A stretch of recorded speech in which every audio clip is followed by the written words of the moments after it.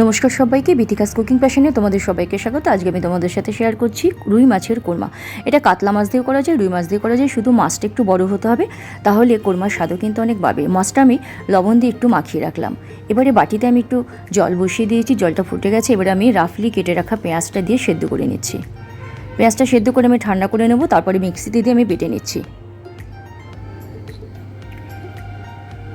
এবারে বেটে নিচ্ছি আদা, রসুন আর কাঁচা লঙ্কা।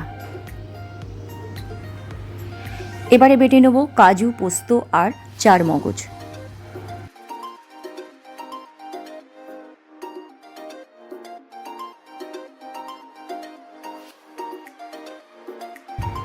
এবারে টক দই নিয়ে নিচ্ছি। টক দইটা আমি একটু লবণ দিয়ে ভালো করে ফেটিয়ে নেব।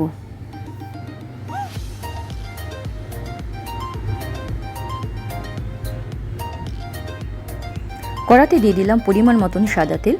এবারে আমি স্লাইস করে কাটা পেঁয়াজটা দিয়ে ভেজে নেব। এটা আমি বেরেস্তা বানিয়ে নিচ্ছি।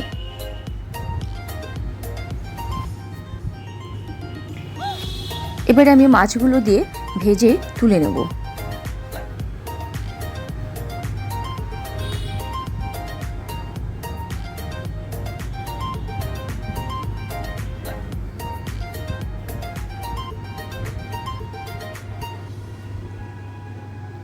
এবারে ওই তেলের মধ্যে আমি ফোড়নের জন্য দিয়ে দিচ্ছি শুকনো লঙ্কা, এলাচ, দারচিনি আর লবঙ্গ। এবারে ফোড়ন থেকে খুব সুন্দর গন্ধ ছাড়ছে। এবারে আমি দিয়ে দিচ্ছি বেটে রাখা পেঁয়াজ। পেঁয়াজটাকে একটু ভালো করে কষিয়ে নিচ্ছি। এবারে দিয়ে দিচ্ছি আদা, রসুন আর কাঁচা লঙ্কা বাটা।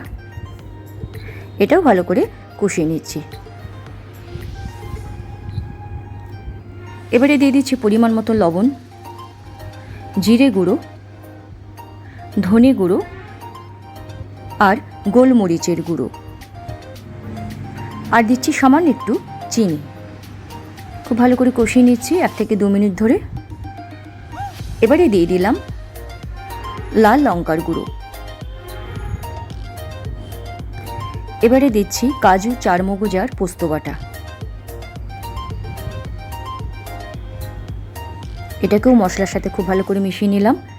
এবারে দিয়ে দিচ্ছি টক দই।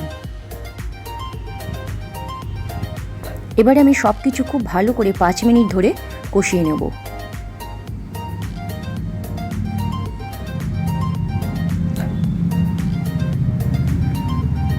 খুব ভালো করে কষানো হয়ে গেছে, মশলা থেকে তেল ছেড়ে দিয়েছে। এবারে আমি দিয়ে দিচ্ছি সামান্য জল। মিক্সিতে যে মশলাগুলো বেটেছিলাম সেই মিক্সিটা ধুয়ে আমি জলটা দিলাম।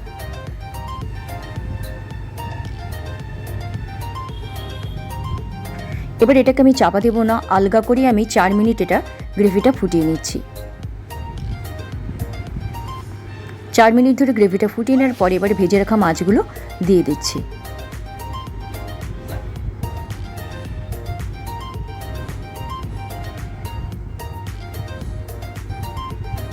এবারে আমি চাপা দিয়ে লো টু মিডিয়াম ফ্লেমে 5 মিনিট রান্না করে নেব। 5 মিনিট হয়ে গেছে, চাপাটা তুলে দিলাম। এবারে মাছটা একটু উল্টে দিচ্ছি।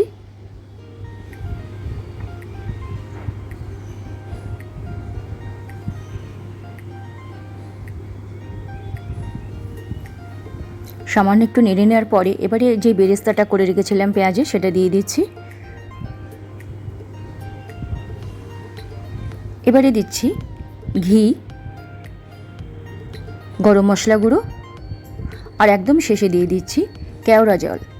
এবারে সব কিছু খুব ভালো করে 2 মিনিট মতন নেড়ে নেব।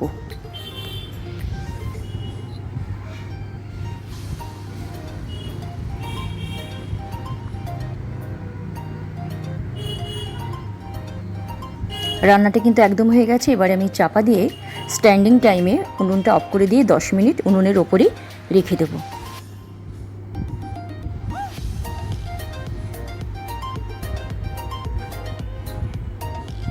রুই মাছের কোরমা একদম রেডি।